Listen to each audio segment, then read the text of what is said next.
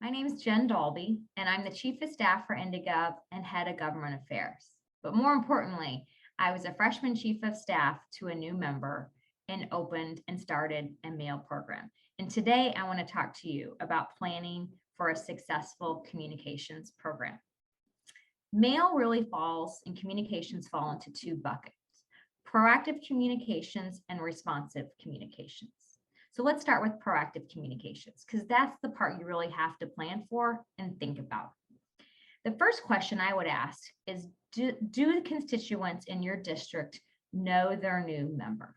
Did the member have a name ID? Was it a competitive race? Or is this new member new to politics and to government service, and this is their first position? And if so, first and foremost, make sure the constituents in the district know who their new member of Congress is and how they can find that member and communicate with the member and your team in the district. The other piece is, how do you inform constituents about important issues that are coming up, that are being considered in Congress, the member's position, bills or important letters or activity the member is doing, and events you might be hosting? And you can do that through individual constituent communications through email or social media or newsletters. And whether you do that weekly or biweekly or monthly, really look at different members and other members that live in your state, in your area, and see what they're doing and see what works as well. It's important to make sure you have the information for all the constituents that live in your district so that you can proactively communicate with them. Now, the responsive piece. I call this the shoveling of snow. Every day it snows in Congress, and every day you walk into your office, you're going to have a few hundred, and possibly on the bad days, a few thousand pieces of mail, depending on what Congress is doing. So the question for you and your team is how and when do you respond to mail? What is your system for approvals from the staff and the member? How often are you going to communicate with an individual? And some lovely individuals will communicate with you every single day by email or phone.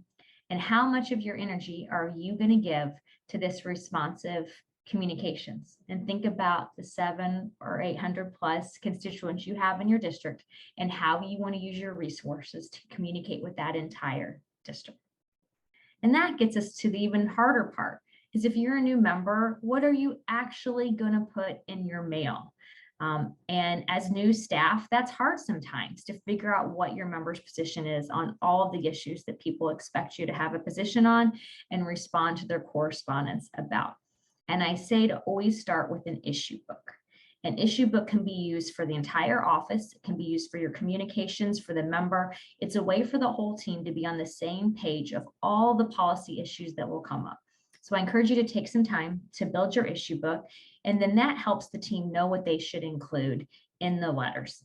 And then you sprinkle that in with all of the personal information about the member that you'll get to know, whether they have pets and how many children and what their family does, so that people in the district feel like they know that member and connect with them in a personal way, in addition to having an accurate letter back about the member's position on issues. In closing, I wish you all good luck as you plan to implement a successful and thoughtful mail and communication program. Thank you.